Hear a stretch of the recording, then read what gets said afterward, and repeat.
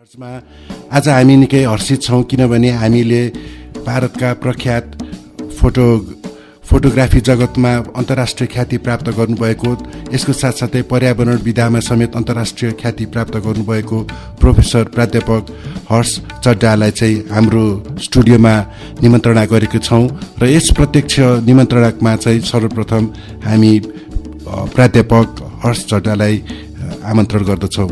So, Professor Hersh Chadha, we are very glad that you have come and to visit TUFM 107 megahertz. So, first of all, we'd like to welcome you to our studio of TUFM 107 megahertz. Thank you very much. So, it was quite a pleasure, Professor Chadha, that we met last year, and we also met year before last year. So, this is the third time that we have been again meeting and engaging and been very serious indeed. So what is your general impression about coming to Nepal, your feelings about Nepal, and how do you attach it with your professor, sir? Being born in India, Nepal is a very close country to India. We are very strongly linked culturally as well as in proximity. Yeah. I think Nepal is very beautiful and it's a very important country on the map. The region being that it has a very important aspect to play for in the field of climate change and other issues that are related primarily for a world population of over 2 billion people. I love to come to Nepal because the Nepali people are beautiful, the country is beautiful, there's abundant nature, and I feel at home in Nepal. Yes. So, you have come to Nepal several times and you also told about this affinity like that.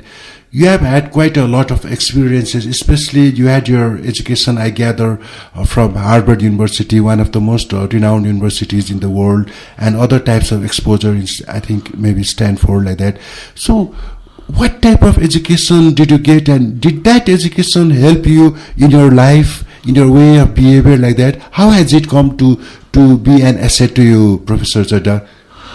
Well, studying in Harvard is definitely a lifetime experience because the way they teach you is very different. They kind of connect with your inner mind and your inner soul, and they are in a position to be able to really make you understand deep down, as well as they give you a reasonably good impact on the future.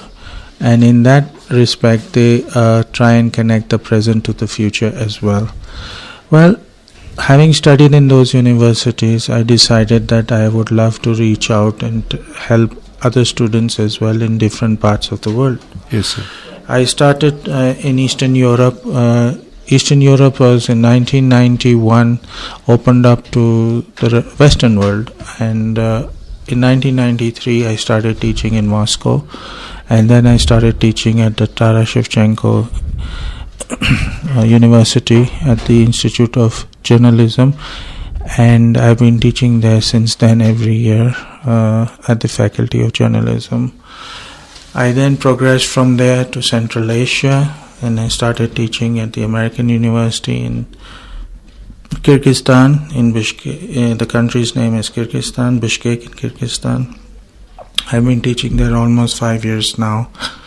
I have also been teaching in Peru in South America, as well as I have been teaching this year actually, next year I'll be teaching in Chile, also in South America, along with Peru.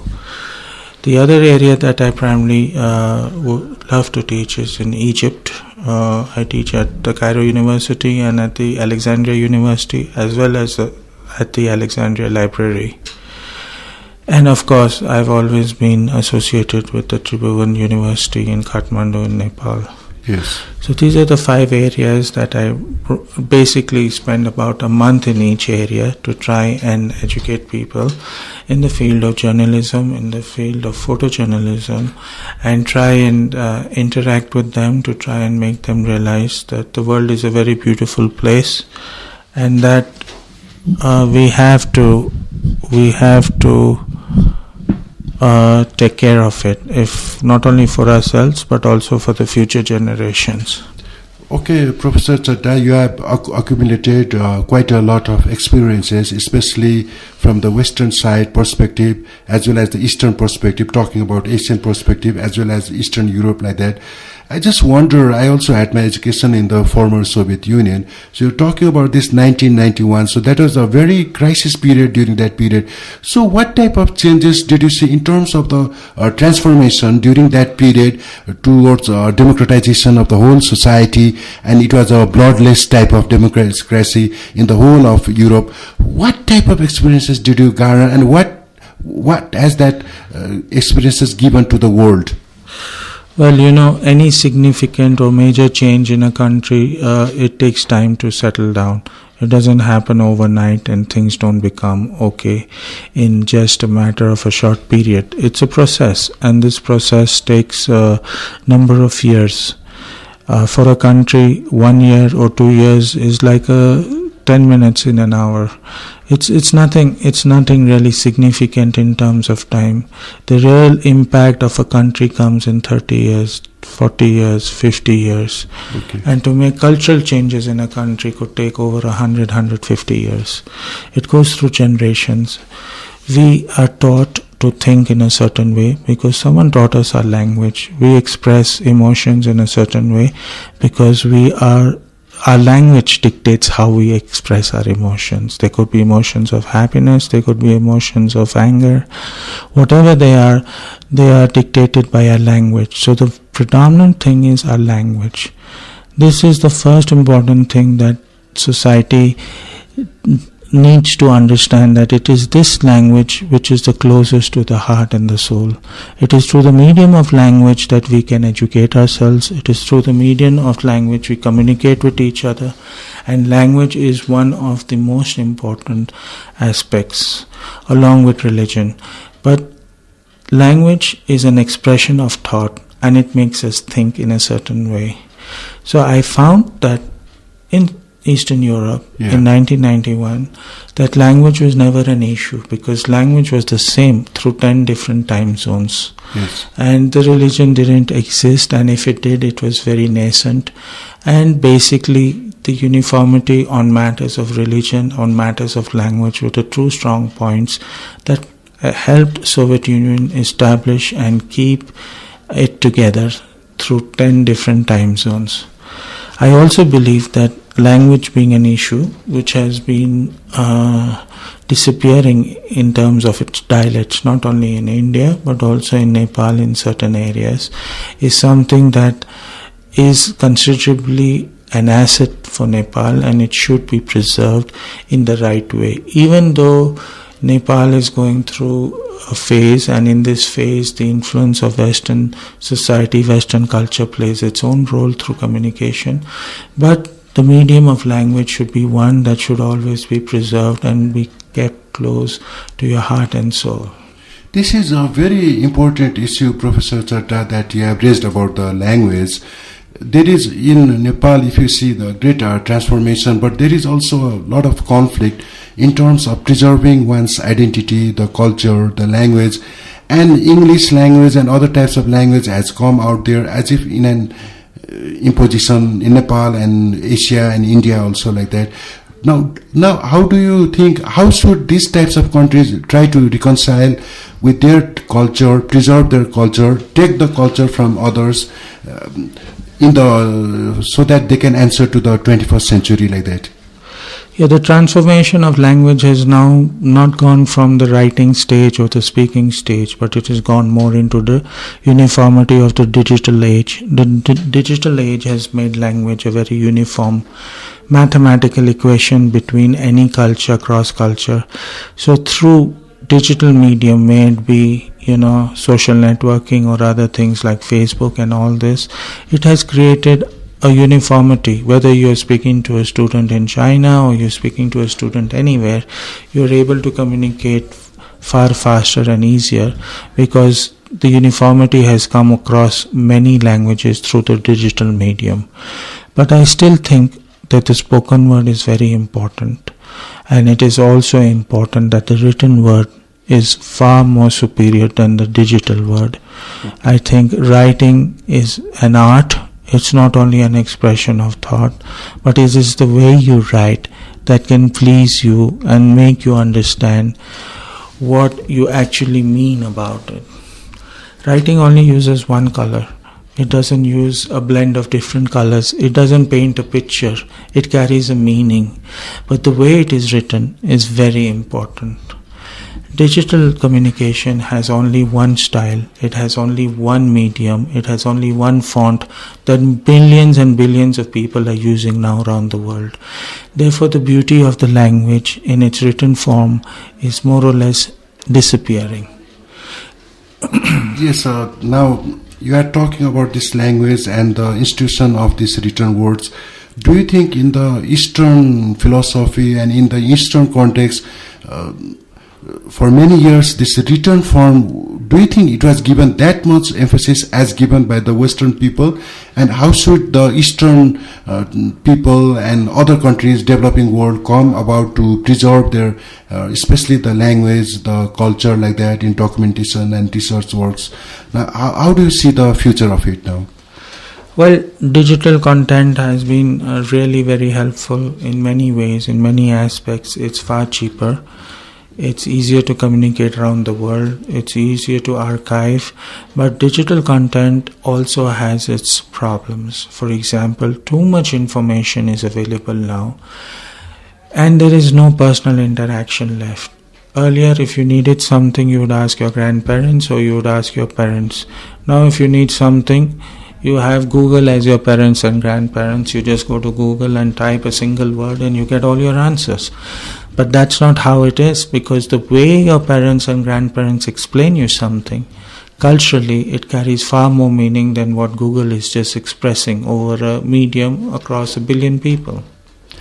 श्रोतावृन्द, अहिले हामीले 107 मेगाहर्ट्जमा professor हर्ष चड्डा विश्वविख्यात photographer तथा पर्यावरणमा क्षेत्रमा काम गर्नुभएको विशेषज्ञसित वार्ता गरिरहेको छौं र यसै क्रममा वार्ताको क्रमलाई हामी अगाडि बढाउँदैछौं.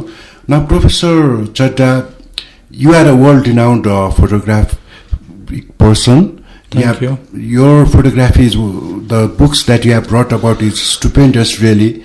And then about the image and so many things are articulated in such a, as you talked about, this medium of expression. How did you cultivate this type of patience and this type of intricacy and technical knowledge and put it into practice? Well, photography is my life and soul. I have basically three loves in my life. The first being the love of God, the second being the love of my two daughters, and the third being the love of my students. I have more or less dedicated my life towards these three aspects. I do feel that photography is a medium that is able to be used very effectively to teach children, to make them understand and relate with a vision with which they cannot see in words. But photography definitely is a medium through which they can visualize my vision or the vision or my expression of thought far better. I'm hoping to come back to Kathmandu in the month of November, in early November, and follow it with a workshop in photography and maybe an exhibition as well at the university, at this faculty of journalism. So, this will give a chance to a lot of students to see my work. I got interested in it primarily by taking pictures of my children, and by taking them to the park. And then I decided, why not start shooting the park? And then I started, why not shooting the people in the park, the birds in the park, and slowly the flowers at the park. And then I got into landscape photography, and slowly flowers photography, people photography. And then I started photographing the buildings on the way to the park and the buildings back. So I got into architecture, and then slowly I started expanding in these areas. I used to travel with my father on business that he had. I used to assist my father, and then in my free time I used to travel around the cities and keep gathering pictures. And this voluminous photographs has been way over about 50,000 pictures over 260 countries, 260 cities in over 95 countries that I have been to. And I started then sharing my experiences with students around the world. What actually inspired me was my students. The more they wanted to hear, the more they wanted to say, the more I felt I was doing the right thing. Everyone does the right thing, no one does the wrong thing. It's only that people do the right thing the wrong way. Yeah. So, Professor Chadha, really the photographs that you have brought about the landscape and other items and the life in general, and it's really wonderful, really appreciable, especially the technical side, and then the image, and then the message out there. Is there a proper science in photography, or there's also intuition and technology combined together? Yeah, I work with the World Wildlife Fund out of Geneva. I've also started work with WWF in Nepal and various other WWF country representatives around the world. And I get associated with certain projects. For example, Nepal also has the snow leopard, and the snow leopard is more or less getting extinct. Last time I lectured about it, and I was able to show certain images and document certain kind of videos that were very relevant on the habitat of the snow leopard. So definitely I get involved in that. My concerns now is the effect of this climate change that is taking place around this region, especially, the tree levels having more or less changed substantially in the Himalayan ranges, and the bursting of these glaciers, and due to global warming and its impact not only in terms of flooding but in terms of the future generations. I mean, the major rivers in northern India and along the Himalayan region, if they were to dry up, it would be catastrophic for the population of over 1 billion people, be it in India or in China. This source of water is extremely important. Cherrapunji in India and Pokhara in Nepal are the number 1 and number 2 places on the planet that get the maximum number of rainfall, and there's drastic change in that happening even now as we speak. India, as you know, this year has been going through a situation where it has not even achieved 70% of the rainfall around the country. And because both our countries are basically agriculture-based economies, we need this rainfall. We need the water. And to get this water through the rain, we have to make sure that the soil is well preserved through our trees.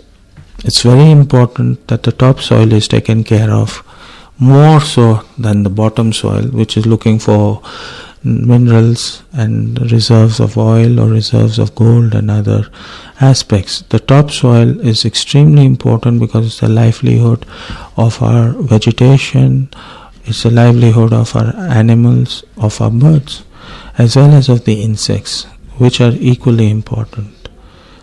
So these global warming problems and then the issues, especially in terms of these more than 2 billion people catering out there in this region, South Asian region, and China and India and Nepal is in between like that.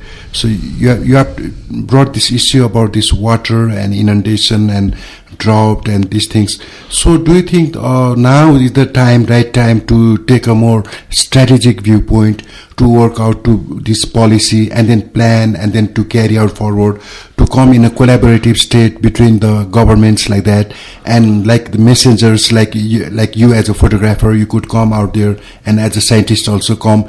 So how do you think the whole mechanism should function in a managerial way? And because of the unavailability of that much resources in this part of the world, so what do you think should be the more pragmatic step forward for these types of countries to come forward? You see, among the 2 billion people who are affected by this region, being a businessman, the motive of every businessman, may it be in China, in Nepal or in India, is primarily profit. But when it comes to issues of environment, we are driven by 2 things: hunger and thirst. every human being, no matter which country he is in China, in India or Nepal, he is driven by seeing that he has to be able to provide his needs for hunger as well as his needs for thirst. Now, hunger cannot be supported without food, and food cannot be supported without water. Therefore, water is a critical element that needs to be taken care of immediately, and preservation of water, channelizing of water, water not being wasted, not being polluted, making sure that the industry as it develops in around this region, that the mercury levels and disposal and the waste management system in Nepal is under international standards, to make sure that the water as it's flowing down is drinkable, is able to provide its right usage towards agriculture and mankind. So it is a series of many things combined together that have to be worked, both as an individual, as a private sector, as well as by the government and the public sector. Many times students ask me, oh, we don't have opportunity, oh, there's a brain drain in our country, the moment we get a degree we can't get an education. The question is, you're always looking at what the country is doing for you. Start looking what you're doing for the country. At least on your way to work, at least on your way to university, if you find any garbage, pick it up and throw it. Yeah. Clean your city, clean your environment wherever you go, and use it very practically. Don't leave and waste your electricity. Don't leave and waste your water. Don't waste your food, and don't waste anything that you feel can help in preserving the environment. This is very important. Just like you walk home and you want your room cleaned, then you want your house cleaned, then you want your neighbor's house cleaned, then you want your street cleaned. So first of all, you start making sure that you are doing this individually, and then if each one of you starts looking at it individually, you all can collectively make a difference. Why doesn't Nepal become one of the cleanest cities in Asia? It can. It can easily, even if the population is there. But the awareness has to come, and people have to understand that it's extremely important that the environment plays a very important aspect, not only in your house, but on your neighbor's house, on your street, and in your town, and in your country as well. And that definitely needs a lot of effort from each individual, whether it be the air, whether it be the water, or whether it be the food.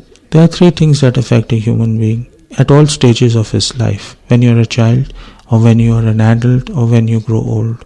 It's the air, the water, and the food. This is what directly affects you, and this is what affects the complete population as a whole. So, Professor Chadha, you have raised a very important point in terms of coming out yourself and trying to improve the whole situation, taking the control at one's hand. And it's not only the education and talking about preservation of water, air, and food like that.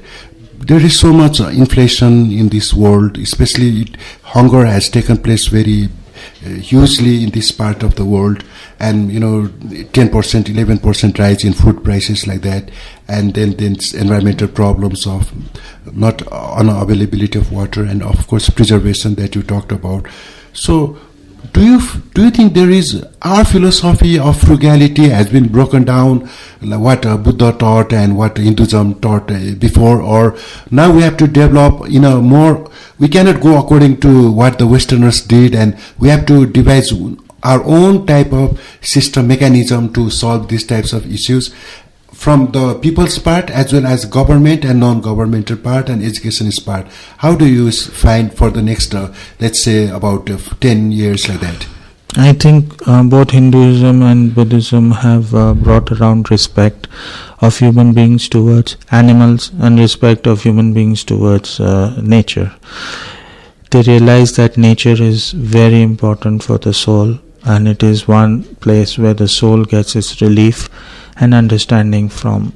And the animal life and the bird life are equally important as the plant life, because it's a change of food which depends on each other. So you cannot do away with the plant life or do away with the animal life.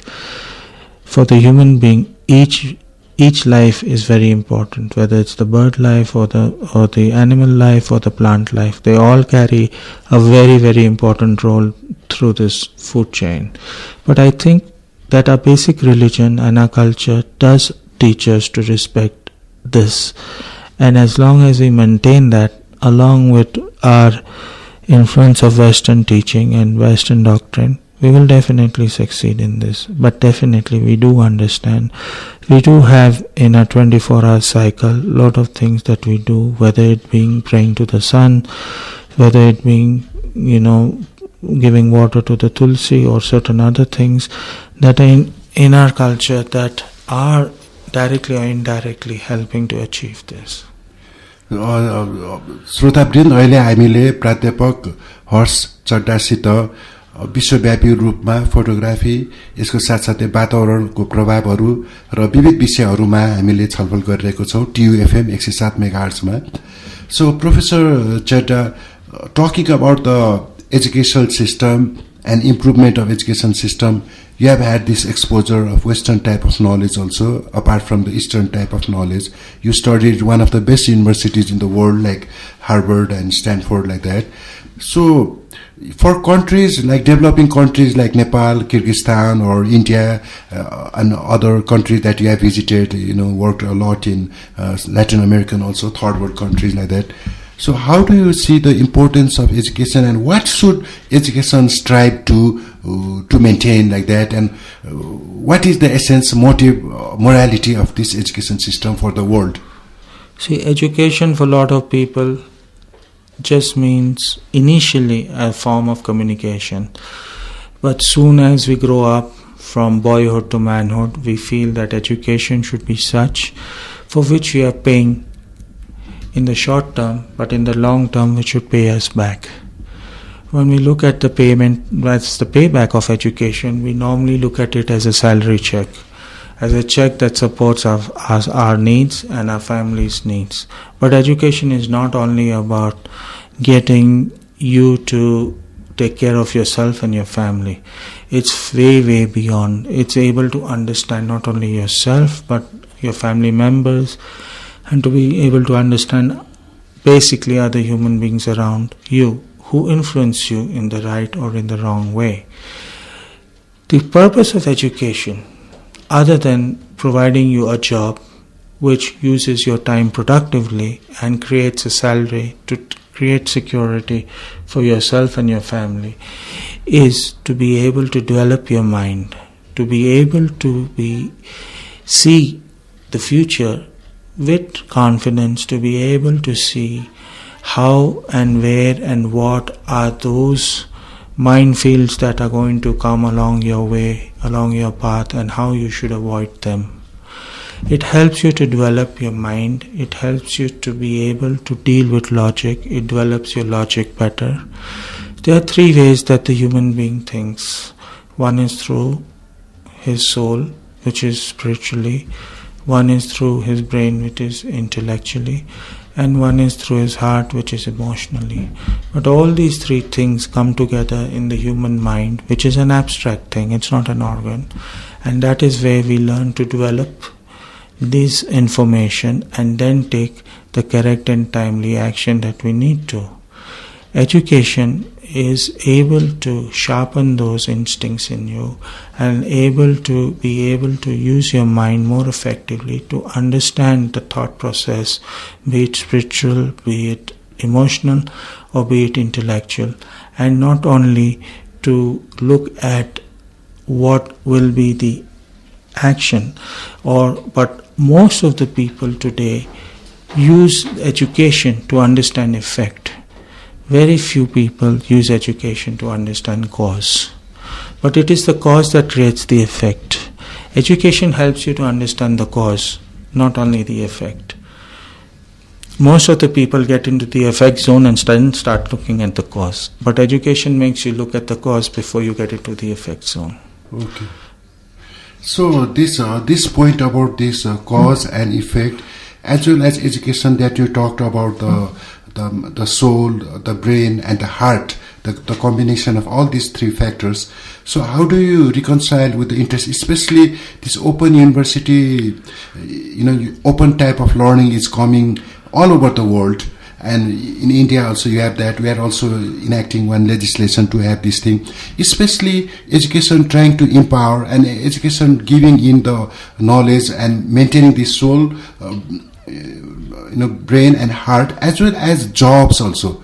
So, Western, do you think jobs also should be prioritized, or jobs comes in between? When you get this education, it will be there. So in the further days to come in the world, how do you see the situation of education now? Well, one of the most common mistakes made around the world through various countries and cross cultures is most of the people say yes when they mean no, and most of the people say no when they mean and say yes when they mean no.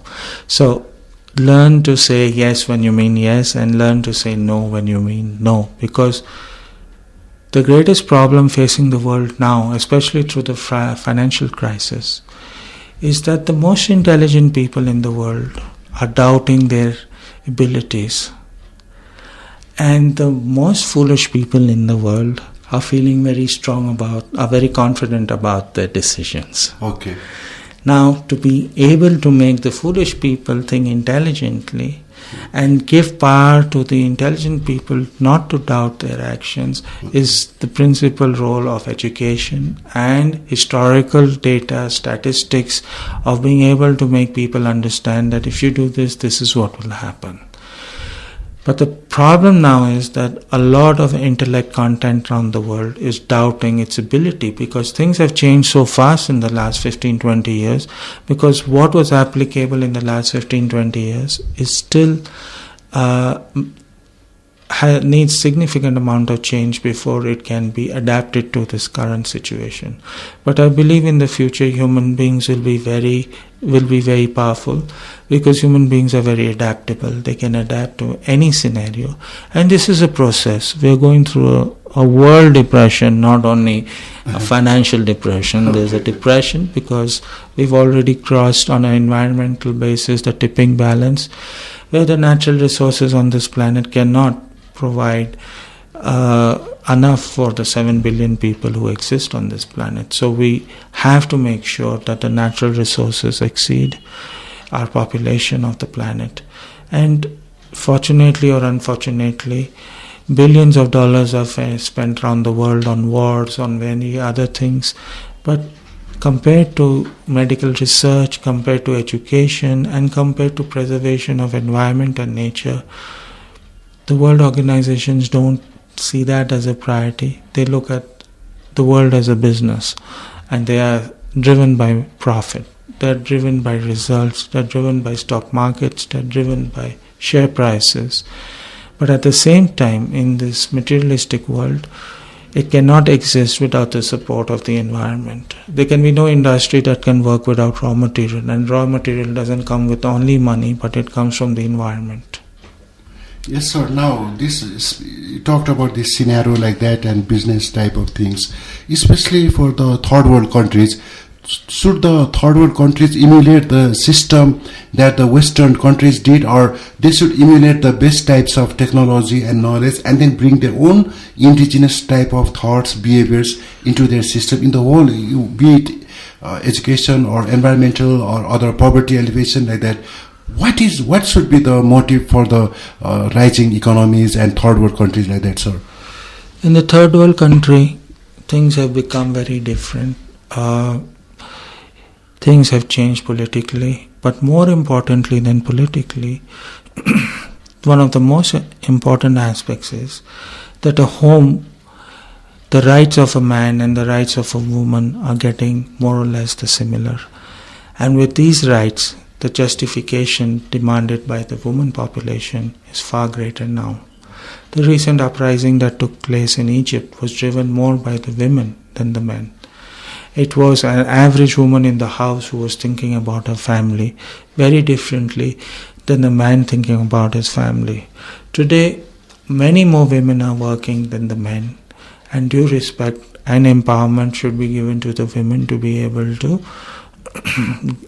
help them to succeed in their role, in being able to help not only their family or their home, but also to help the economy directly or indirectly. I think a lot of pressure has been put and help has been given to the men to be able to develop, be it education or other things. We always have been looking in third world countries as the man being the breadwinner, but very soon now we have to understand and change that the women have a significant role in terms of being the breadwinner as well. So this you have this in the thematic ways, especially the gender issues. You have also one, I think, book like that, and a lot of images about women. You talked about this empowerment like that. So do you think this is the right area for the women to rise, and what they have been doing has really dramatically transformed the whole world like that is going to be a very great influence from the women in the world change? Oh yes. I mean, predominantly women have been looked at being able to work as nurses and doctors. But they are way above just working as nurses and doctors in the economy or in our social system. I think women in the future are very successful engineers, architects, lawyers, scientists, and even they are gone to space. There are over 1,000 people who have been in space, and 50% of them are women. It's amazing how the women have slowly but surely even moved into the space environment. So I think women have a great role moving forward, and they should be given enough powers socially, politically and legally to use their judgment in the interest of their family and in the interest of the country. Women are not just there to produce children, to get married and to carry the lineage for a man. They can do much more with their intelligence, and a woman's way of thinking is far different than a man's. A man looks at his child, a woman looks for his grandchild. So their vision is very, very different. Yes, sir. Now, just coming to the point of Middle East like that, you have stayed there, you have a lot of experience like that. Middle East has really influenced the whole world during these last few years. You talked about Egypt also. What is the message that the Middle East people and the countries are giving to the world right now? Well, the Middle East plays a lot of importance in the world because the growth comes from the industries, and the industries need energy, and oil is one of the major contributors towards this energy field. And the Middle East is able to provide that worldwide and control that worldwide. So the message that is being carried is that though there is growth and the oil is being used extensively around the world, but along with the extensive use of oil is the issue of pollution, which affects our environment. And now the Middle East is becoming more and more careful about these issues, be it environmental through drilling of oil in the marine life or on land. And they are becoming more environmentally conscious in the development of oil fields and in the development of oil for the future. And especially your interest towards this social service activities, helping those people, those institutions who are in need. How far should the Eastern culture and the world cultivate these types of feelings and to bring that, translate it into action? Social service like that, helping to the needy ones. Right. Well, philanthropy has always been a part of me. I try to help people, and helping people doesn't mean buying fish and giving them. Helping people means trying to teach them how to fish, giving them the power to do things the right way, showing them the difference. You don't have to lose all your money and burn your house to understand that you've made a mistake. You have to be smart enough to see the mistake well in advance so that you don't need to burn your house. Well, I have been having philanthropic activities around the world, and I have been providing certain scholarships for students. I have been providing medical facilities as and when required around the world. But I have earmarked in 2012 13 onwards for the next 5 years, $50,000 each year towards Nepal and for the development of education in Nepal, as well as for the development of environment-based education in Nepal. This will be worked through very closely with the Tribhuvan University as well as with the World Wildlife Fund in Nepal. I have just started initial talks on this with the Tribhuvan University. I'm hoping to start these conversations with the World Wildlife Fund. Now we have to channelize something not only on a project base but something that has a continuity of at least 5 years to be able to make an impact on a certain segment of the population. So we are still in the initial stages of being able to see how the seed capital can be used and helped through the universities to be able to enrich the students who in turn will affect the population locally. Yes, this is a very lion's heart that you have talked about, especially the collaborative spirit that you talked about, especially working with the academic institutions and to empower them and to help them, especially in environmental issues and issues which really affects the people like that.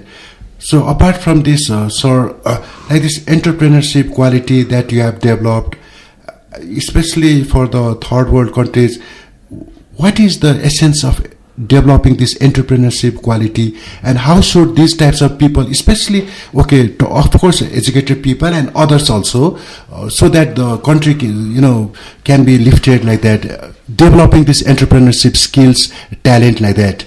Yeah, what is your advice, sir? There's no sense getting a higher education and running a bus. The society should be such that people who, as and when they do get the education, the entrepreneurship should be such that develops jobs for people to hire them, be it engineers or be it doctors or be it teachers or architects. The entrepreneurs are not only going to be dealing in one type of trade, but they must also keep in mind that whatever function, of course, is to make profit, but at the same time it should give opportunity and jobs to the people locally so that they are able to use their education and make the difference. There's no sense having an engineering degree and not being able to find a job. There's no sense having an engineering degree and finding a job in another country. It should be not a brain drain for Nepal. It should be out here. Why is it that Nepal only exports human labor? It should not only export human labor, but there should be enough projects that Nepal can utilize that. Of course, they need money for that.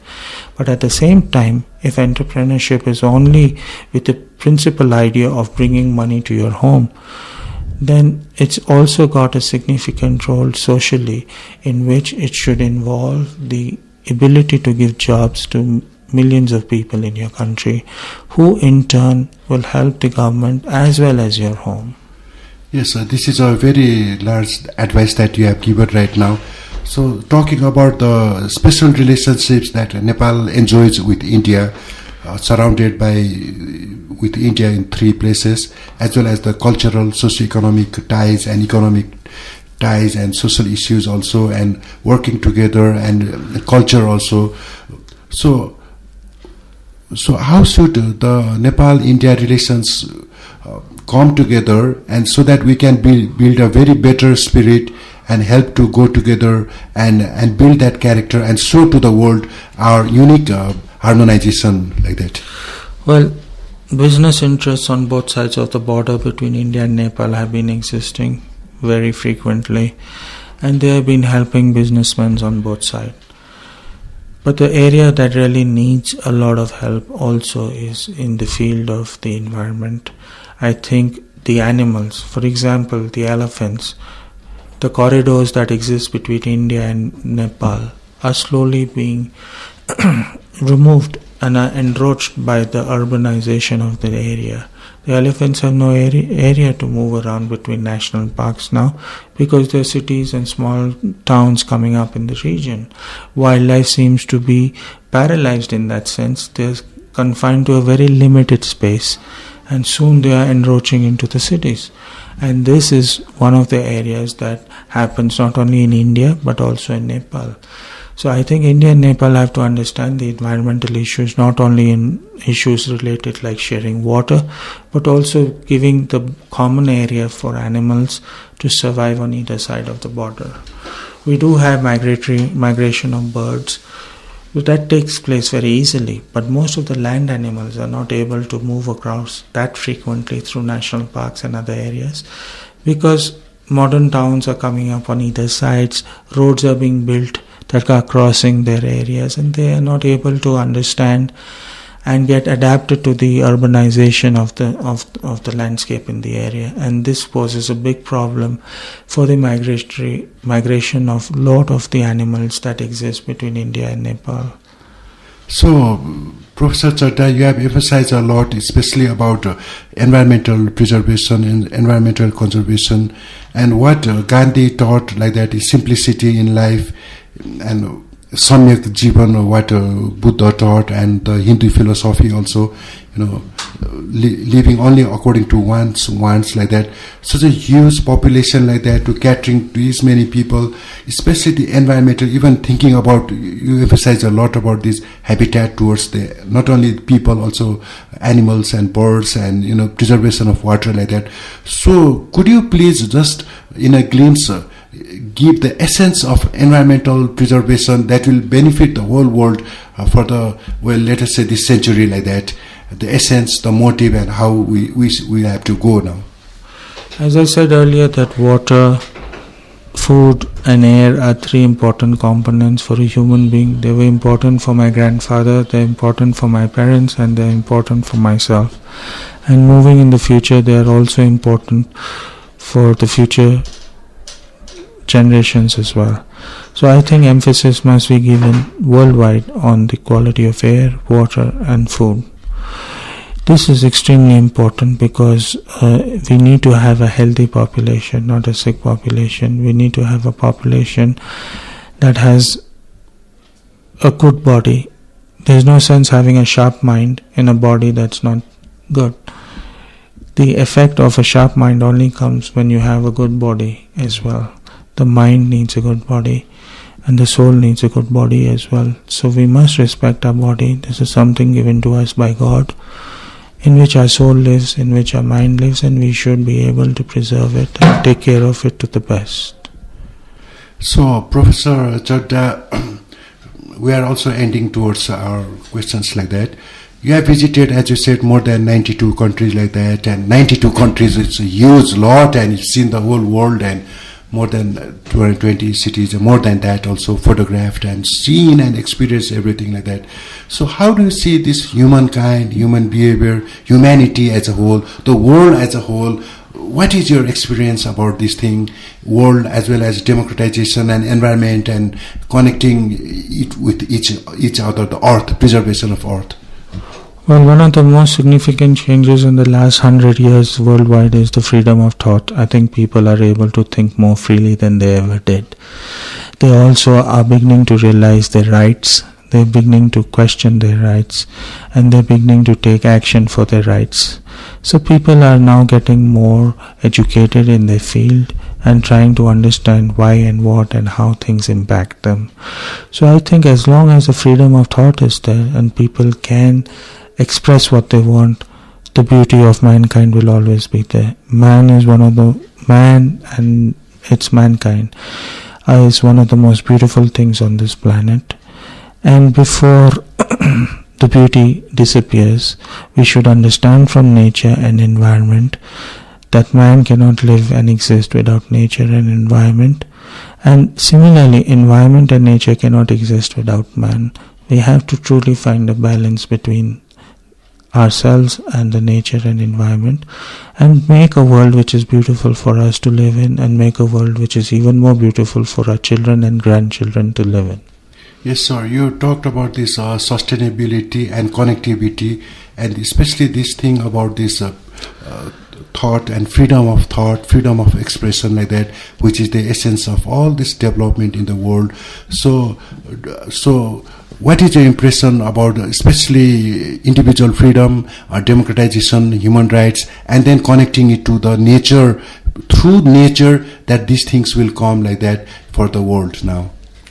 I think, as I mentioned earlier, that governments are understanding that the role of nature and environment and how to make people understand that it's also important for them, and they're working on that. But we as individuals should also understand this, and we should also be in a position to take care of it ourselves. It's a moral code, it's a moral duty to be able to understand that we must respect our nature, and in turn it would help in respecting the environment.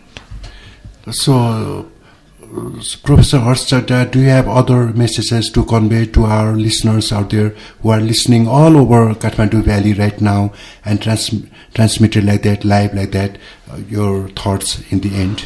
Yeah, at the very end I'd like to say one thing, that Nepal is a beautiful country with beautiful people, like I said at the beginning of my interview, and I still say that it has been beautiful not this year or last year, it has been beautiful for centuries. Thank you, sir. And just keep it as beautiful as you can. And to wrap it up, I'd only say that life is beautiful. Enjoy every day. Thank you. Thank you very much, Professor Hersh Chadha, for your very enthralling the thoughts, the expressions that you talked about human dignity, human life, and then especially the environmental preservation. You not only thought about preservation of humankind like that, also talked about the habitat for the animals, for the birds also. So preservation like that, talking about hearts, minds, and the souls to preserve this type of education system like that, and democratization of the whole society. You have accumulated a lot of experiences about the world like that, visiting more than 92 places. The photographs that you see, we hope you will also, when you come next time to Nepal, to demonstrate these types of photographs so that the public can see and enjoy the talent that you have shown in the photography, in the landscapes like that, in the preservation of the the environment like that. I'm sure this will also happen in the near future. Thank you very much from TU FM 107 megahertz.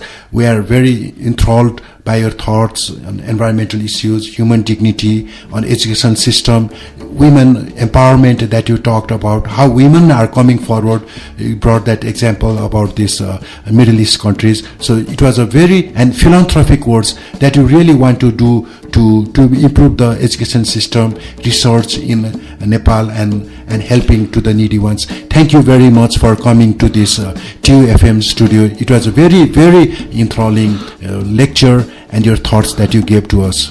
Well, I'd like to thank you and thank the people of Nepal.